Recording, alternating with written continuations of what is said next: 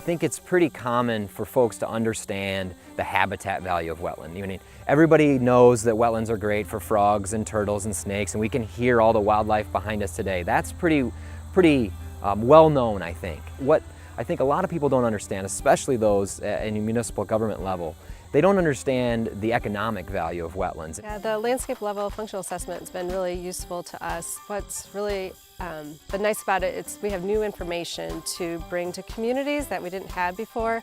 So it kind of gives us a reason to go and talk to these folks about wetlands and present some pretty interesting data to them. The analysis actually originated with the Fish and Wildlife Service out of the Northeast with a biologist named Ralph Tyner.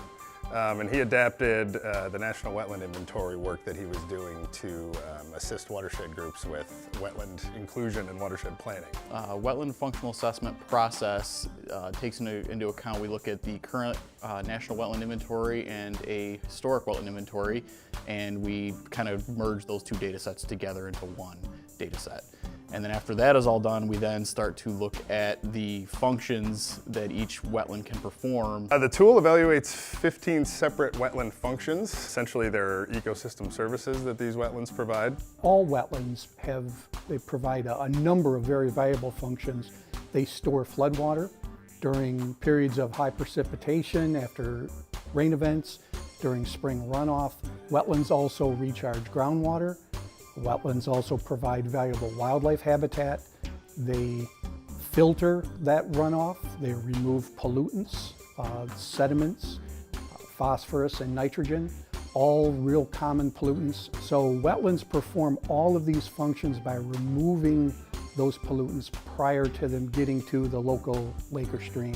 We can say, not only have you lost acreage, but these are the functions that you have lost. And so that hits people, especially if they're dealing with some issue in their community. If they have a lake that's filling up with sediment and nutrients and they're starting to see algal blooms or lots of weed growth, I mean, that hits them economically.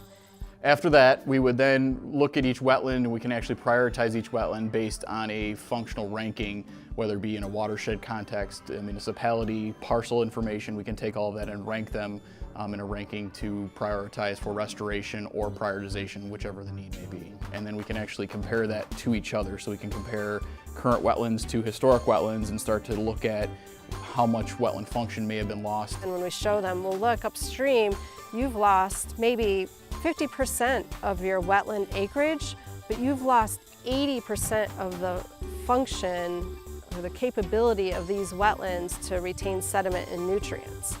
And that clicks with them, and they're like, oh, we get now why we're having this problem in this lake. And so you don't need to be an environmentalist to care about that and care about property values and the health of your community.